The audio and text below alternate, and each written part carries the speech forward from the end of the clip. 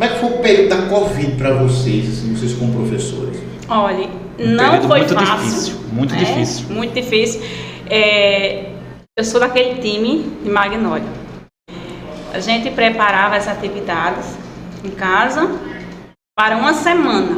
E aí eu ia, mesmo dizendo que não podia, mas colocava os EPIs e ia até as casas fazer a entrega do material. Mas aí eu dava aquela assistência em casa, virtual. Eu montei uma sala em casa. Usou a tecnologia? Usei. E aí eu dividia o tempo. Não era todos os dias às 4 horas, não era. Mas assim, tinha casa que não tinha internet. Era outra complicação, uma dificuldade maior. Mas assim, eu dividia. De 7 até 8 eu ficava com a educação infantil, que inclusive a educação infantil da época da pandemia é o 3º ano de hoje. Que a gente vê as dificuldades também. Isso. Ainda existe. Isso mesmo. E precisamos entender, né? Aí de 8 a 8h30, dependia da turma, eu ficava com o 1º ano ali numa chamada online. Depois, eu sei que eu ia dividir no tempo. Como eu tinha multisseriado da educação infantil ao 4º ano, eu tinha que tentar tirar as dúvidas, corrigir atividades. Aí eu tanto fazia a chamada, como depois eu gravava vídeo, colocava nos grupos. E se você chegar na nossa casa hoje, nós temos um estante dos nossos arquivos, dos nossos materiais de trabalho, e tem uma parte lá que é todo arquivo das atividades que a gente enviava na pandemia. Eu arquivei todas. Que até eu estava conversando com o Magnólia esses dias, eu disse, eu vou me desfazer. Ela disse, vai não, porque quando tu começar a abrir, tu vê um monte de atividade boa, tu vai ter pena de desfazer. E é verdade, porque professor gosta de papel, viu? Verdade. A tecnologia está aí, mas eu ainda sou do papel, eu gosto de papel, de estar mexendo. A gente tenta, a gente tira todos os anos, quando entra de férias, a gente faz uma... Tenta diminuir, né? Tenta diminuir, mas... Se convencer que a tecnologia chegou e que a gente agora vai precisar de menos papel. Mas tem tanto material bom para isso. Imagine eu que tenho da educação infantil ao 4º ano. Imagine como que é o arquivo, né? E aí eu fazia a entrega e ficava com o anexo. Porque se chegasse uma fiscalização, eu tinha como provar o que eu tinha enviado. Apesar que estava numa pandemia, né? Mas a gente sempre arquivava as atividades. Eu também fazia isso. Ia na escola, preparava todas as atividades dos alunos, ia de casa em casa entregando um a um, sabe? E com 8 dias pegava aquelas atividades de volta e começava a corrigir e devolvia. Assim foi o ano que nós passamos nessa pandemia. Que período de grande dificuldade. Difícil, muito difícil nessa época. Eu lembro que eu ainda consegui fazer uma noite do pijama, porque tem um livro de literatura infantil, né, que traz essa história da noite, a festa do pijama.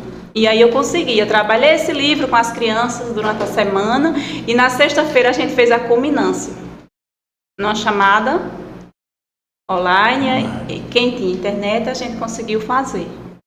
Rapaz. Foi um período muito difícil. Período que as igrejas, né? Aí era a igreja, era a família, né?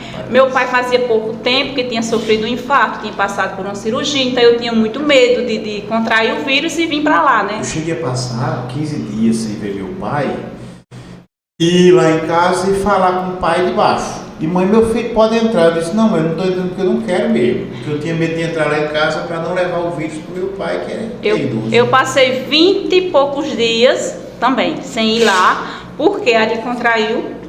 Depois a gente chega lá. E passei 35 dias sem ver Siliene e o menino dela. Então, assim, foi um período muito difícil. Porque logo no início, Ari contraiu o vírus. Bem no início, no finalzinho de maio. Né? E assim, eu sempre tomei os cuidados, respeitava demais essa doença, mas eu não tinha medo. Ari tinha muito medo, ainda hoje quando fala Ari muda. Mas assim, graças a Deus, eu sabia levar para os outros. Você veja, Ari contraiu o vírus, a médica esteve lá, fez a visita, mesmo assim à distância, bem longe, com muito medo. Fez o papel dela, que era tudo no início, e ela disse, fique em casa, porque essa era a orientação do Ministério da Saúde. fica em casa e só procura o hospital em caso de cansar, né? 6 meses depois, a orientação era outra. Era procure imediatamente, não esperasse cansar. E Ari chegou ao ponto de cansar, né?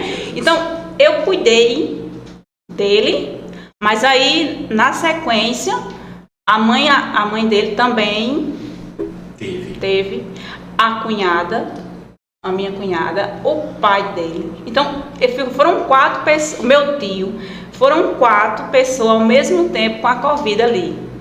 E que tiveram consequências, sintomas. E eu fui a única da turma, porque eu e Ricardo, né? Ricardo estava em casa nessa época. E eu fui a única que não contraiu o vírus nesse período. Então eu... Na verdade, teve depois, né? Tive depois, mas bem depois. Mas assim, Vadeilson, né? Eu cuidei de todos e não contraí o vírus nessa época. Cuidado de Deus, né? E a mão de Deus. Todo mundo passou por crise de ansiedade devido à situação e graças a Deus eu me mantive firme. Aí já no final mesmo da pandemia, no finalzinho, eu fui a São Paulo e lá eu contraí o vírus. Quando eu voltei, que cheguei, que eu fiz o teste, deu positivo. Mas aqui... E já era também um período que tinha as vacinas? Já era bem mais... E eu tinha muita vontade de tomar essa vacina. Eu e meu pai. Meu pai dizia assim, quando dizer assim, tá liberada a vacina, pode ser em Campina que eu vou a pé. Tá tomada. E tomou todas as vezes. E dentro desse cenário, né, Ari, agradecer a Deus que você está aqui. Graças a Deus passamos. Mas muita gente partiu, né? E todos nós temos um conhecido, um amigo, Roberto, meu tio, Ricardo. Ricardo. Quando Roberto, a gente soube da notícia que Roberto faleceu, a Ari passou mal. Por quê? Porque ele sabe o que passou. Aí se recupera. Aí lá vem a morte de Ricardo. Nossa, Ari perdeu o chão. Rapaz, assim, período de muitos, graças a Deus passamos e estamos aqui contando. Que Deus nos livre de outras. Qualquer coisa semelhante, né? O livramento de Deus acontecer na nossa vida.